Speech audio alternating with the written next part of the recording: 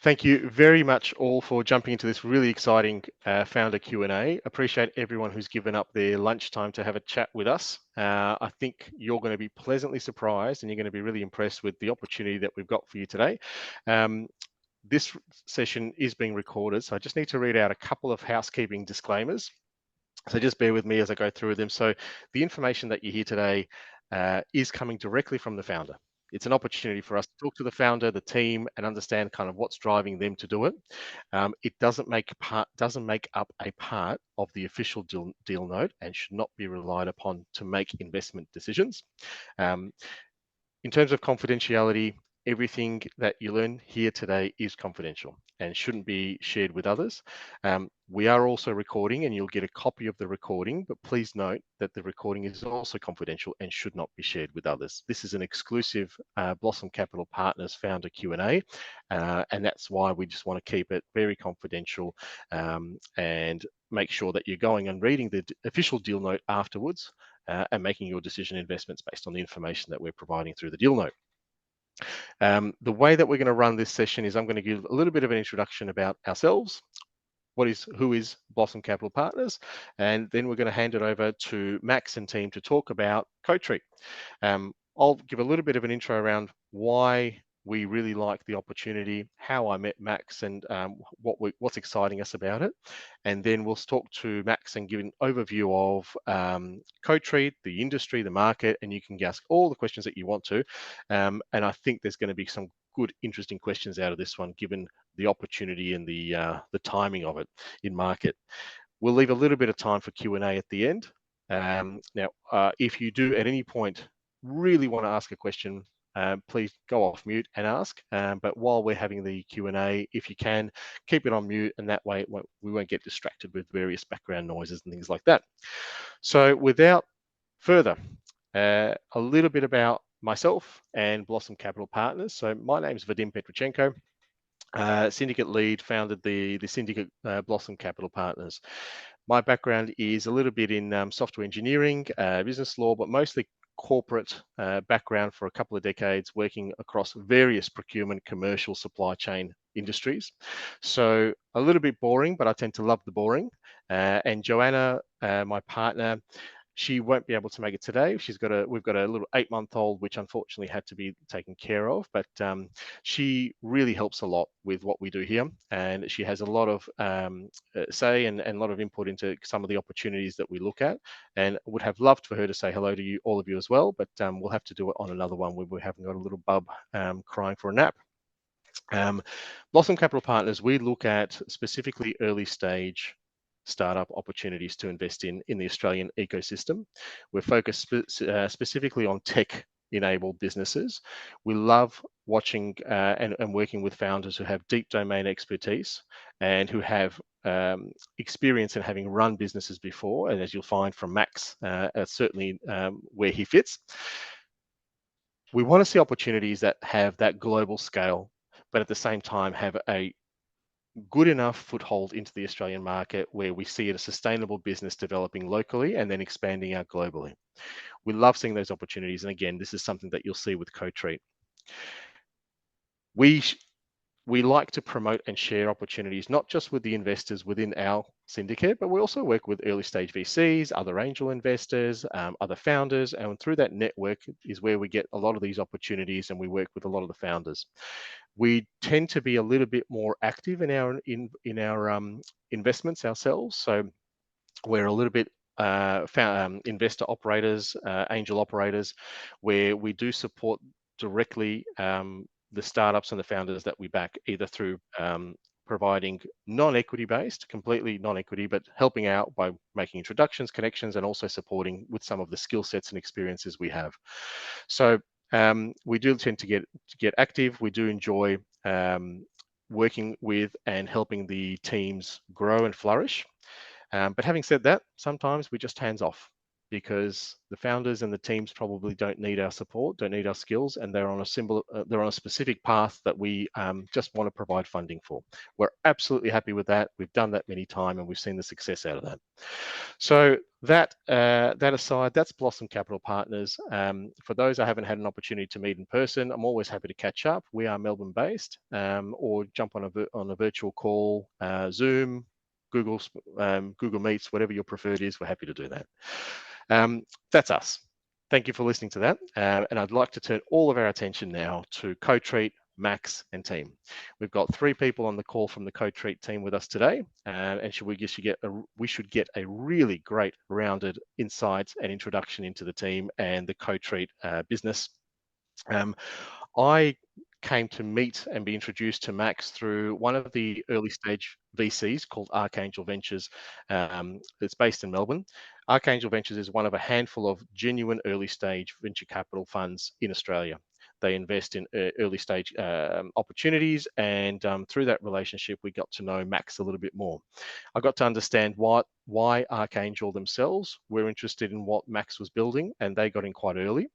And through that process, I then started to have a lot of conversations and dig into this interesting industry. Now, a lot of people might think dentistry is very difficult, maybe even boring. I don't, certainly not after looking into this opportunity.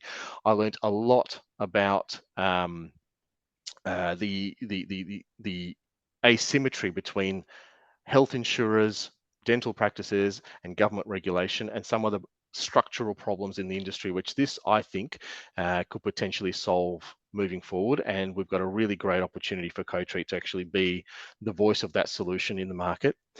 But there's a lot of reasons why Joanna and I, are excited about this. We've got a founder and team who have a lot of deep domain expertise, not just Max himself, but you'll also hear from Daniel in the team, who has some background in this industry and some really good experience from the CTO, Nikki. The tech itself, the platform has been developed. There's been a lot of investment into aggregating and collecting really quality data that's going to be absolutely critical for making sure that this AI moving forward is going to be successful. It's already generating revenue from dentists who see the value in it. So we can already see that from the tech that's been developed and the adoption by paying customers, there's clearly a demand for this, and there's clearly a fit for this. We really like the fact that this is an industry and a space, a practice that's long-standing. Again, having found out that this is a 300-year-old practice, AI is likely to challenge this really positively, and we really see how this is going to develop and deliver some positive patient outcomes, but as well, really be taken up by dental practices. We're also seeing the potential for this to spin up into new markets pretty easily, with clever go-to-market strategies that Max is going to talk about that they're going to start testing very soon. So I'm really excited to share this with you guys. The opportunity is massive. The industry is big enough. This is exactly the type of deals that we like to get involved in. So that's kind of why we're excited to invest into this, and I really appreciate you guys having time to jump into this and listen to it. But I'd like to hand it over now and stop talking. Sorry about that. I'd like to hand it over now to Max. Max, please give us an overview of kind of the team. We've got a few people here on the call with us. How did you get into this? What made you think of this? And talk about your experience specifically, and what's given you the brain spark to start CoTreat. Yeah, thanks for having me, William, and thanks for the belief already. Really appreciate that. So pretty much what sparked the project was there's this tension, right? So I'm a small business owner. 85% of the dentistry market here is in the private, right? Like there's not that much public money, pretty similar in the States. So dentistry is mostly, small businesses, just like the one I have. So it's this tension between getting great patient outcomes, which is, focusing on prevention, make sure everything that you're doing is evidence-based, but also trying to run a profitable business, right? And sometimes there's like this incentive sort of misalignment, like you said, information asymmetry between running a business and doing what's absolutely evidence-based and perfect for the patient. And long-term thinking, I think, is really important when you're running a business, like loyalty and getting the patient to come back every 6 months, 12 months. But what we found was like through corporatization and various like competitive forces, there were certain elements of dentistry that were beginning to get sort of overtreated, like fillings, for example, crowns. There's a few things in there that I felt was bordering towards overtreatment, and then there were things that were undertreated. For example, gum disease. Like 30% of the population has active gum disease, and it's not getting picked up enough. So the thesis sort of was like by focusing on the objective, taking away some of the subjective human judgment, you could come to this like win-win where the patient gets what they need and the business gets to make like, evidence-based revenue. So that's kind of what sparked the journey in 2021-ish. Yeah, so Nikki and I got together and we figured out some tech solutions. So take away some of the human judgment and try to go math before before subjective human judgment. Just like that. It's easy. Just like that. Yeah. No, look, and having a look at this, look, one of the things I'm really impressed with is the amount of the work that you've done to get the quality data to a point where it's really going to be make a difference and create that next inflection point in the business and make it grow and really actually start to see that scale start. I'm really impressed with what you guys have done. But overall, tell the group about the problem that that's being solved through what you're developing for the small business owners, but also enterprises and government clinics. Yeah, sure thing. I think there's so many applications that this tech could have for government. Where we've started, we've already got a Victorian state contract, which Daniel has kind of spearheaded and helping scale further. So essentially, for that particular use case, what we're doing is using our tech to triage people in public wait lists. So typically what happens is a patient comes in, joins a public wait list, human dentist looks at that patient, spends like half an hour, usually on like $100+, and say, hey, you're super high priority, front of the queue, or medium priority, or back of the queue.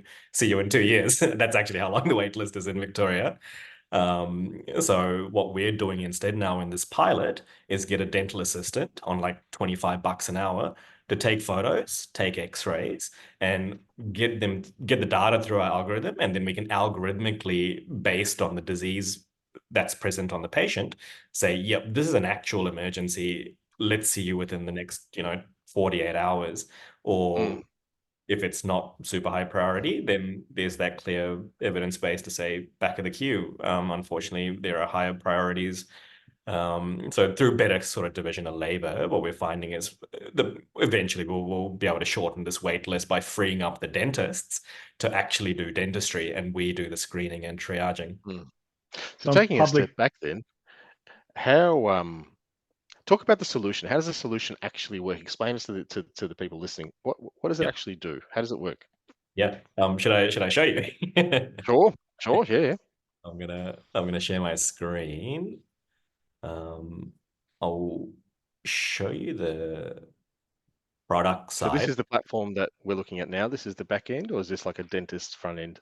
This is the dentist front end that I'll show you first, and then I'll show you some of the tech on the background. So essentially, for the computer vision, sort of, we do a couple of things. One is around communication, which I'll get to a little bit later. But Mm. this is the image analysis and I guess, yeah, AI sort of diagnostics and treatment planning side of the product. So this here has already received the imagery, and the AI, yeah, the model has already leveraged research-based insights to spit out what? Great. So we've got an internal research team. So Nicola Cirillo, who's one of our key team members, he's a professor at Melbourne Uni. So essentially, this is a real important piece of CoTreat IP, and I don't think any other company in the world's done this. Yeah. we're obviously from the industry. There's a couple of competitors that they've come from tech and into dentistry. So they've gone like really hard on the AI research. But I think where we really differentiate is we've dug deep into the dental evidence base, and we've essentially removed all the things that need like human senses. Like the way we get taught is like, hey, use your hands to feel this tooth. Is it soft? Is it hard? There's a ton of like subjective human stuff in there. So what we've done is we've come up with a list of 300 plus different observations that you can just see empirically, right? Essentially no human senses required. You can use imaging only, and then eventually we'll build in like some patient symptoms and dentist subjective things as well. But right now, 300 plus things that essentially computer vision can observe using X-rays and photos. So for the government clinic, we had this like service design sort of element as well, where they weren't taking photos before, but now that they are using CoTreat, we've done the service design piece to get them to take these 5 photos for every patient, take a couple of X-rays. We're evidence-based, right? Like we're not going to radiate people randomly, but if they haven't had X-rays for a couple of years, get these X-rays done, and then it gets. This is like the whole academic. This is not the flashy AI. I'll show you the AI stuff in a second, but essentially these are the observations that are present in this data set. So in this instance, there are 16 out of a possible 300 that CoTreat can observe. And these then get mapped to the triaging criteria. I'm just going to pause and hand over to Daniel, because he's actually the one that's doing this stuff. Anything you want to talk to about the triaging, Daniel? I'll probably step back from the specific applications at the moment, and Vadim asked essentially what it does. I think everyone's probably got it, but the key part of the product is it takes these images, analyzes it, and presents back evidence-based observations. Evidence-based might also be a term that everyone's across, but in health, evidence-based is essentially taking what's in the literature and then combining it with the clinician's experience. So we're taking the literature, we're superimposing a clinical view on it, and that's what clinicians are supposed to do every day in practice. But evidence-based practice has been around for at least 20 years, and there's a real difficulty at getting into practice because you might do what you were taught to do 20 years ago. You might do what you've done because you went to a course at the weekend and you think it's right. You might do what's in front of you. You've got a patient who's in absolute distress, asks for something to be done. You've just seen 3 or 4 patients before. You've got another 10 waiting. You're running an hour and a half over. The capacity of us as humans to make the best decision in every situation is quite limited. So what we do with the technology is we find what's reasonable in the evidence base. We analyze the images and then present these evidence-based observations. So I think Max covered that, but that encapsulates what we're doing from the analysis perspective. Because sometimes we're so close to it, we talk about evidence-based, and I'm sure everyone gets it, but that is evidence-based is the synthesis of what's in the literature and someone's experience. And implementing that is compounded by a whole heap of human variables. So we just give this objective, standardized, accurate diagnosis. If you can get the diagnosis component correct in any health, you're much more likely to get a better treatment outcome. So Vadim talked about his ankle before, and he was told by his GP that there's a fracture that's there for ages. GPs aren't expert at those types of things. That fracture or piece of bone, it might have been reported as what's called an avulsion fracture. Paul picked it up. That avulsion fracture doesn't actually mean anything. I don't know what it is, Vadim. Please don't take this as clinical advice. Thank you for giving away my Achilles to the basketball community. Thank you. That's okay. But the person who needs it isn't always in the best position to make a recommendation. We accept when we go and see a clinician that they're the absolute expert. They absolutely are, but they might not be expert with what's in front of them. And even the best clinician, if they've got a load of other things going on, they don't always give the best outcomes. So the basis of this component of the product is getting better diagnoses leads to better treatment outcomes, and then the dentist can do what they do best, which is deal with the patient right now. Yeah, that's what we do. I think math to essentially observe at the diagnosis phase, and over time, what we want to do is algorithmically, whether it's triaging for government or treatment plan creation for private dentists. That's the sort of thing that we want to that's what we're doing, and that's what we want to lean into. Really, this so what you got the diagnosis, but when I'm in private practice, what do I tick and bill? It's the treatment plan. What do I get frustrated when my young associates aren't looking properly? Like in this example, we're able to actually nudge the practice owner a revenue opportunity, which is like $5,000 or $6,000 for an implant. True real case where the young dentist has not even discussed the opportunity for an implant with the patient, whereas it's something that's clearly beneficial for the patient, clearly beneficial for the practice owner. This is really where the objective. I think you touched upon something really interesting here. So as part of our due diligence process, and I've kind of put this in our deal memo, we actually have dentists in our syndicate, and they had a conversation with you guys to understand how the solution works, just as we are today. And one of the things that they said was, I would love to have this in my practice, even if we use it for a weekly stand-up to identify with our younger dentists and staff, what are the things that they missed as a development and training tool, let alone the lost revenue that we might be able to plug the leak on. Amazing, but more importantly, we train our people and we get better outcomes for our patients. So I really love how the way that this solution is innovating a legacy sort of practice and industry. Really quite exciting for me. I really enjoy that. And Vadim, to that point, we're speaking with one of the larger dentist organizations, and they're branded by a health insurer. And to your point, they're not interested in additional revenue raising. They just want to make sure that the important treatments that are being done correctly. So we're going through their due diligence to help them scale up. They currently have two or three people who do audit of records. They can only get through so many. With the technology, they can scale it to make the technology does the bulk of the work, and then the humans can go in and investigate some of the human aspects of it. But again, that's another application where they see massive value in making sure what's being done is best, and it's a training opportunity that they can bring up with their clinicians. One of the things that I'll probably get more into, and Nikki, who is the CTO on call for CoTreat, is talking about the roadmap for the solution. I just want to use what you've just mentioned, Daniel and Max, as a segue into kind of why is now the right time for this solution in market, talking about the local Australian sort of environment, but generally, like why is now a great time for this solution to be successful in market? Why you adoption? And again, you've only gone to market a number of months ago, and you've already got many signing up, paying customers, dentist practices. So clearly, there's a realization by people who see this to go, "Geez, I need that." Why is now the right time?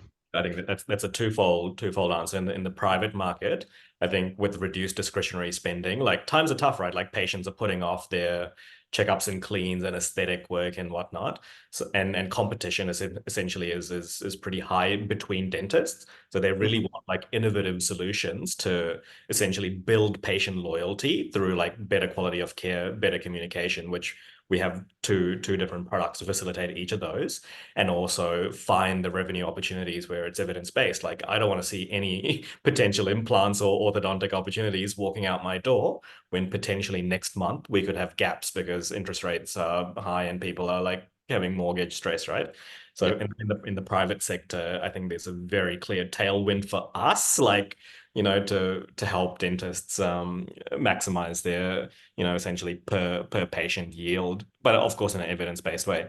From a government perspective, so we got like this barbell strategy, right? Like on the private side, we're really focusing on the SMEs, and on the government side, there was a Senate inquiry late last year, essentially to have more. There's no Medicare money in dentistry, and it's like this massive issue in terms of public health. 50% of people can't afford dentists, so there's been a lot of groundswell and pressure that culminated in the Senate inquiry late last year.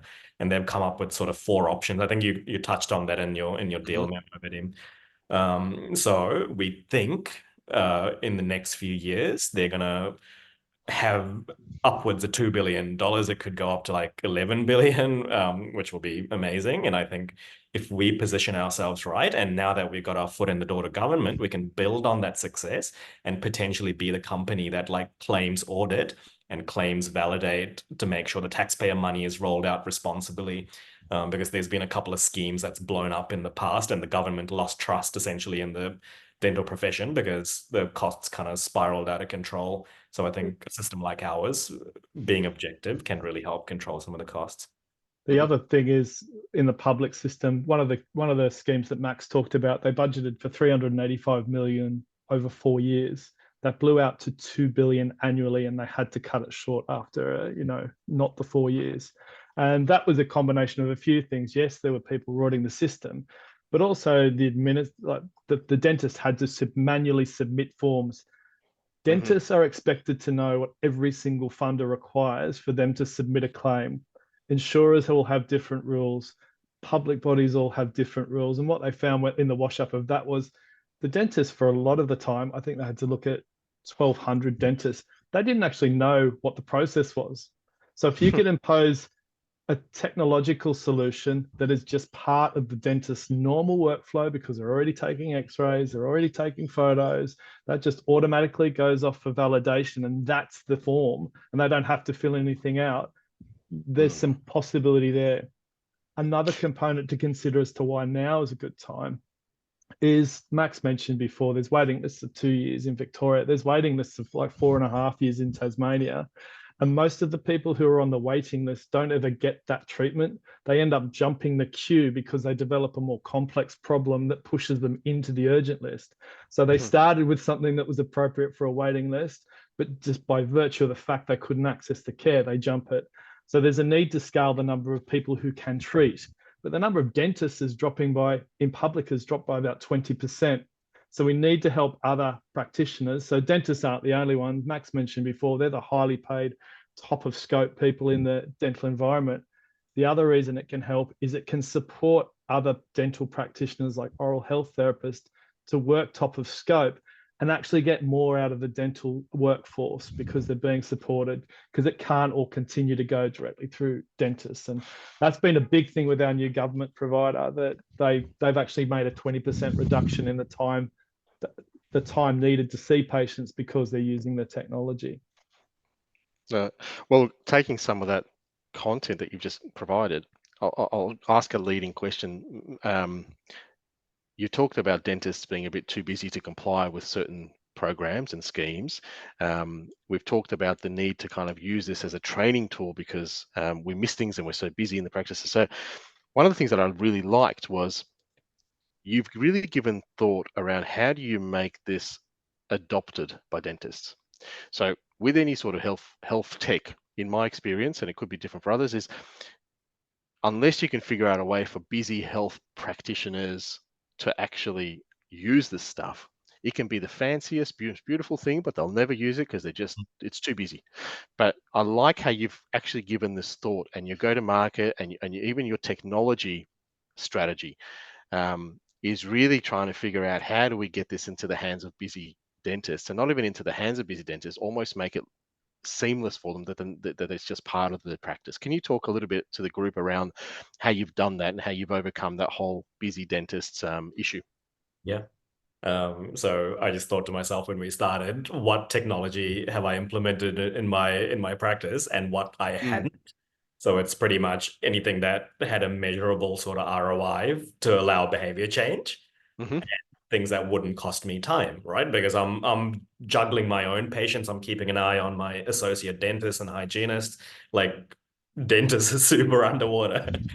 So essentially, integrations to existing practice management software we identified really early on are absolutely essential for 2 reasons: to get dentists to use it, and also to get data. So as an AI company, we were like super data starved for the first year of our existence. We were training our models on a very lean sort of data set. But once we integrated so we're now integrated to 55% of the Australian market.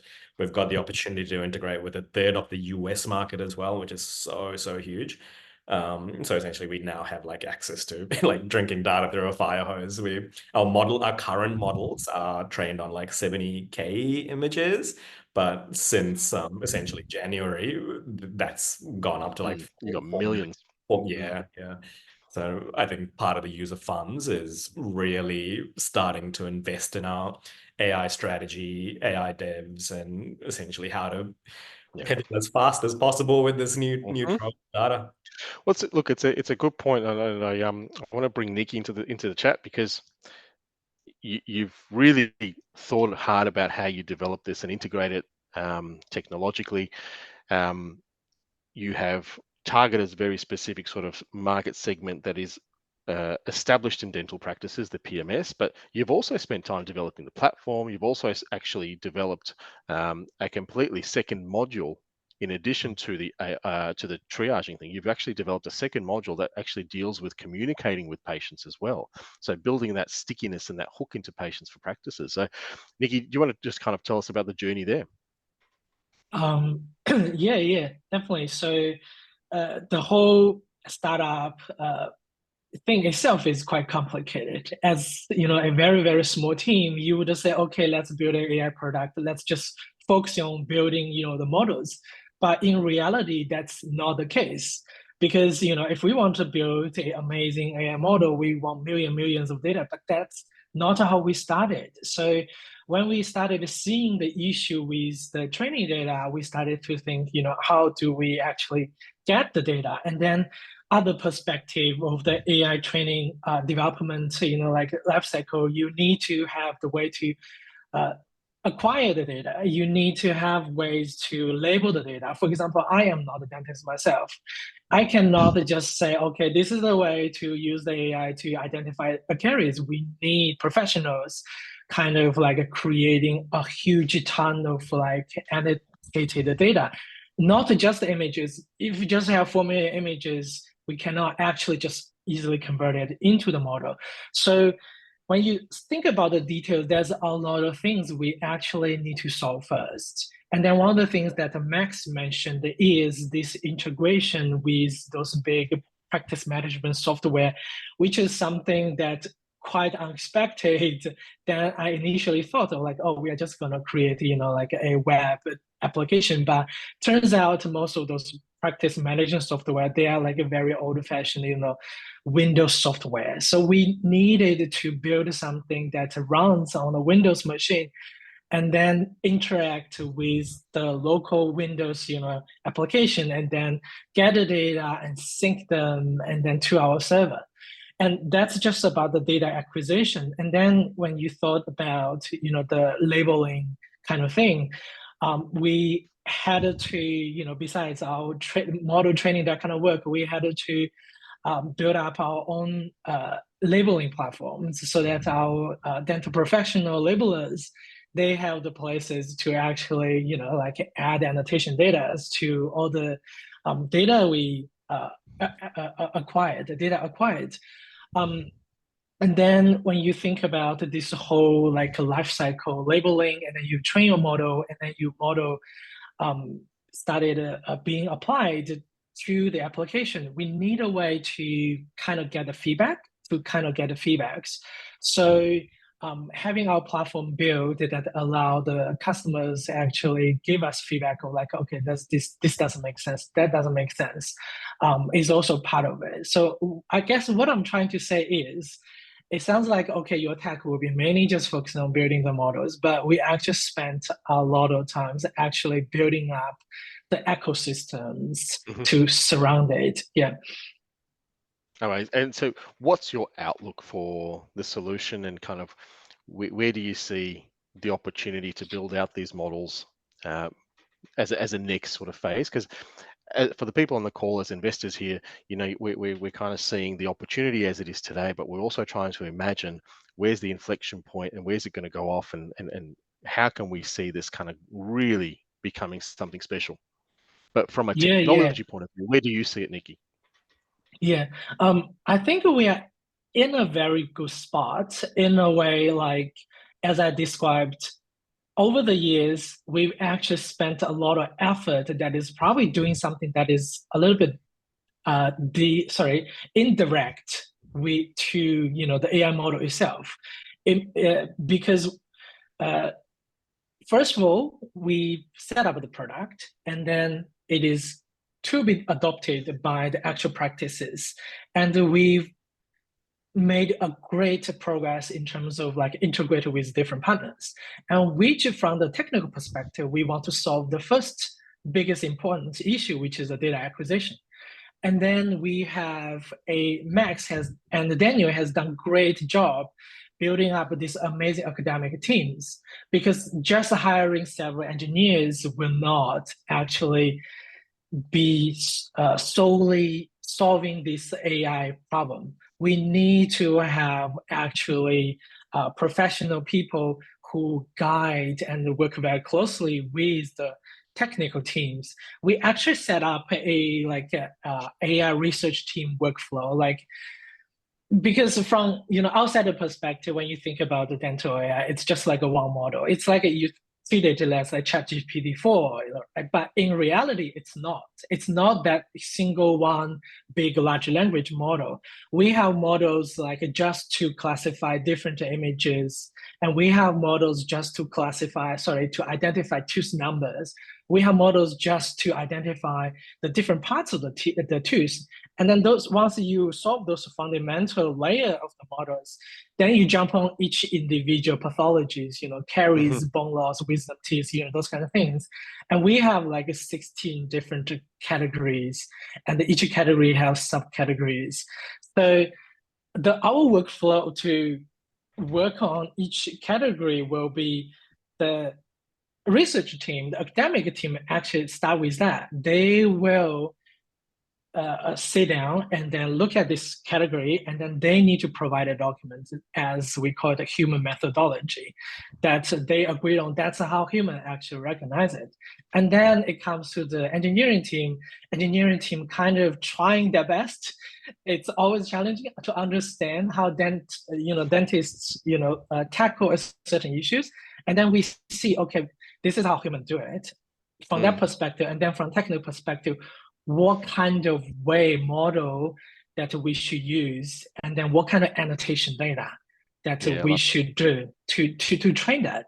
And then it move on to the labeling task, which is okay, we identify those are the labeling we need. Either it's classification, or it's a draw bounding box, or it's like a segmentation, or something even weirder. And then once that one's done, we start training the model.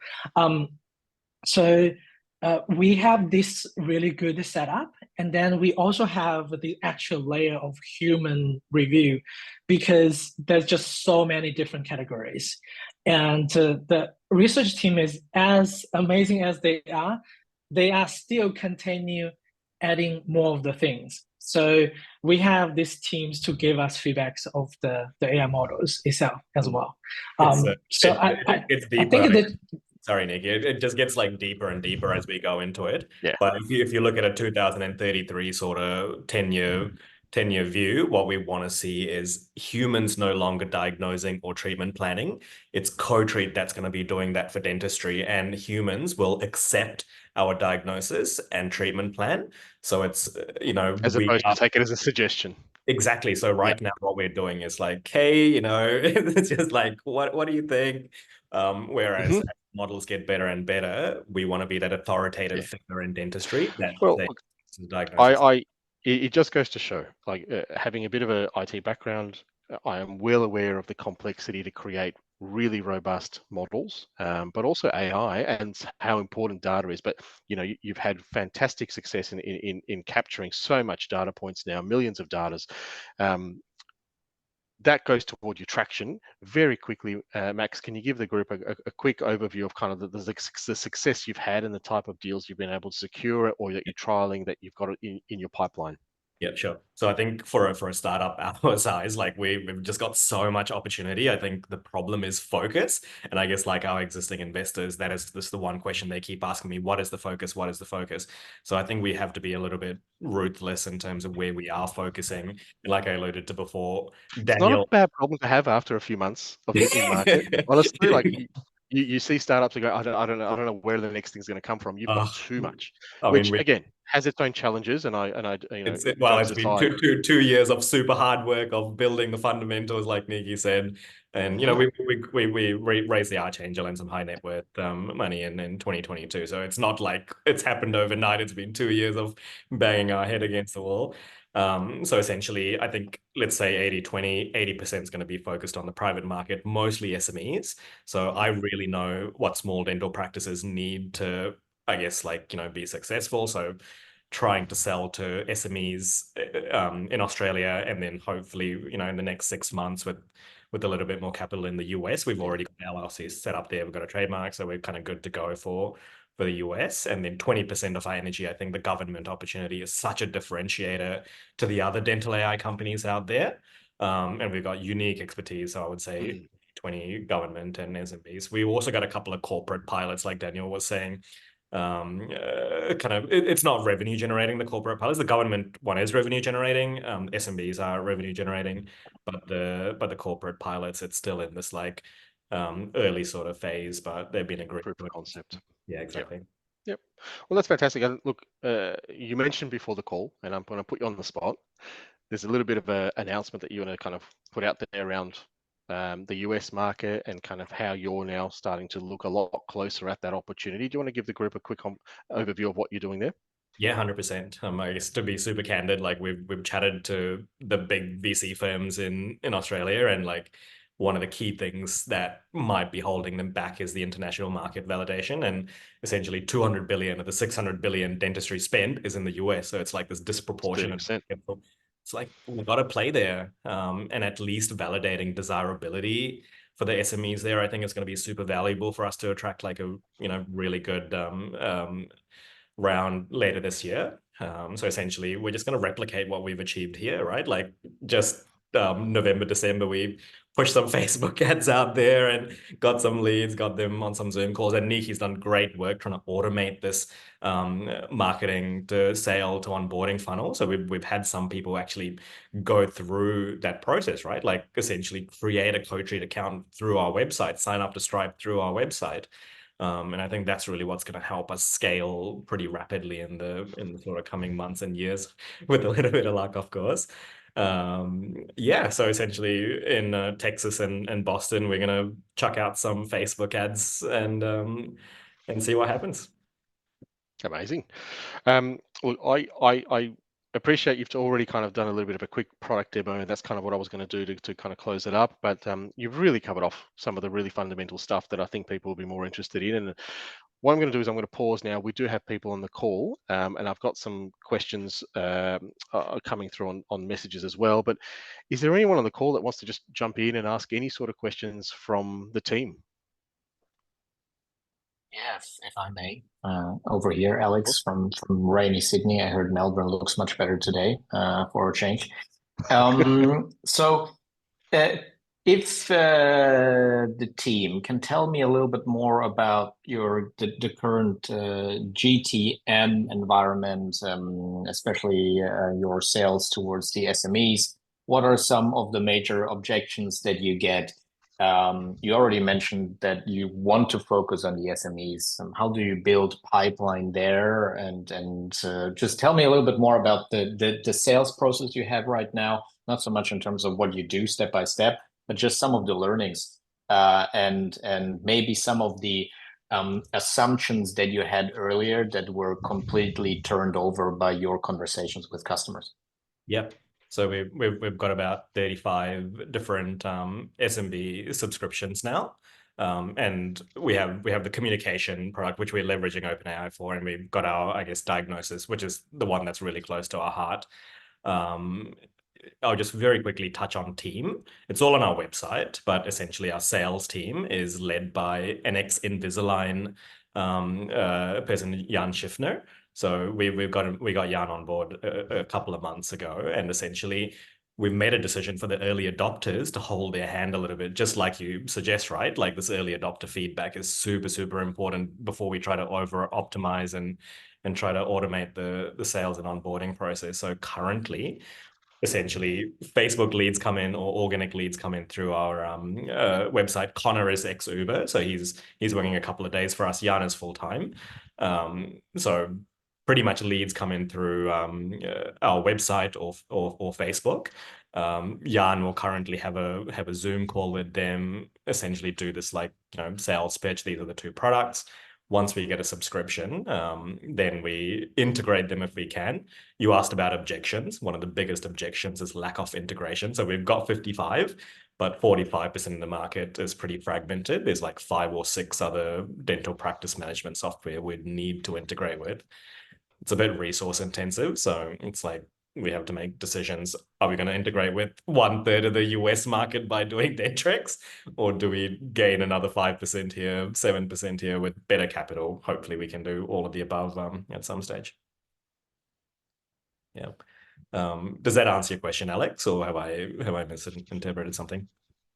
Oh, that answers the question. I think, we can always double click more on specific themes. I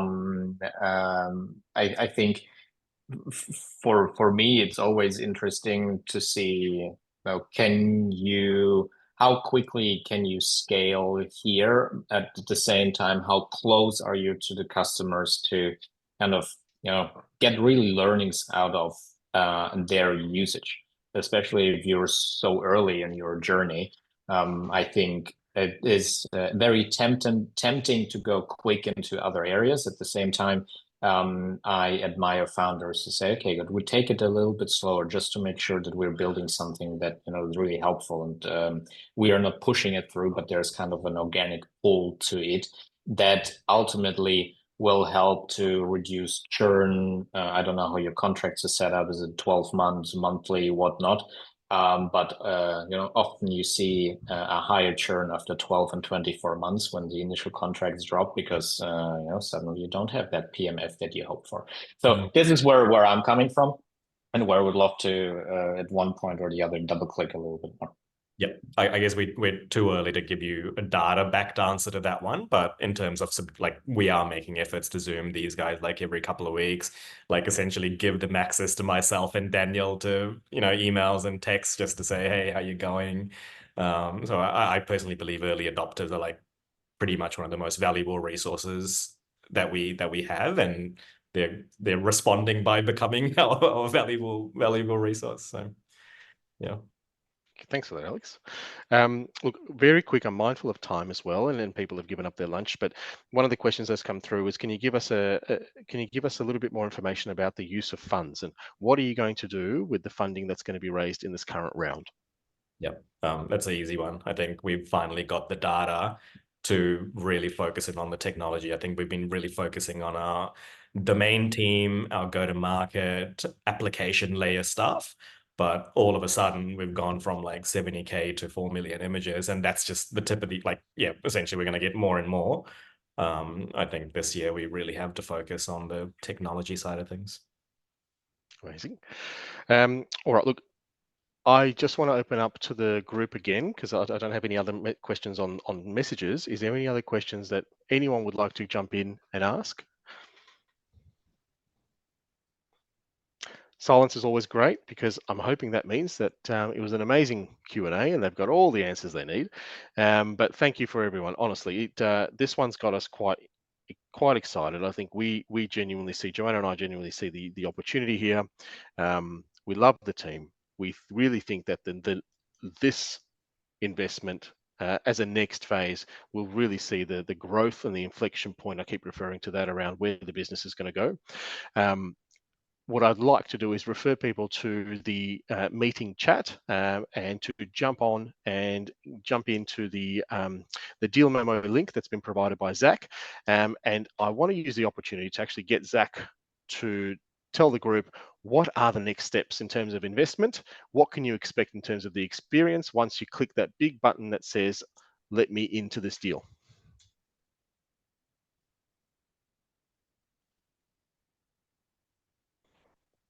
Hey, everyone. So, yep, the next steps are, first of all, you're probably all in the syndicate already, so that's the great first step. You'll see the invite link in the chat. Go ahead and click on that link, invest. You should have your amount to choose, so how much you're investing. It's $2,500 is the starting amount, but really, it's up to you how much you want to invest. And, if you believe this is a great opportunity, you know, the more the better is a good way to show your commitment to it. But yeah, very simple. You invest from there, and within a few weeks, we'll reach out to you and ask about payment before closing of the deal. And yeah, it's a very simple process. It's sent out on DocuSign. Really, really easy steps to follow. But first action is just go ahead and investing, clicking the invest button on the document, read through all of it, and then put in the amount that you want to invest. Amazing. Thanks, Zach. Look, I'm here to support. If you have any other questions to follow up, please don't be strangers. Zach and Binks from the Aussie Angels team, always very helpful. But do jump in, follow the link to the deal memo. That's where you get involved. We're really passionate about this opportunity, and we could easily talk for another hour about it just from our own perspective. Reach out. Lovely to have you with us. Thank you for jumping in, and we hope you enjoy the rest of what's left of the week on a Friday. Thank you all. Thank you Thanks so much, guys. Thanks, everyone. Great job on Yeah, all the thanks, everyone. information provided. Amazing. Cheers. Bye.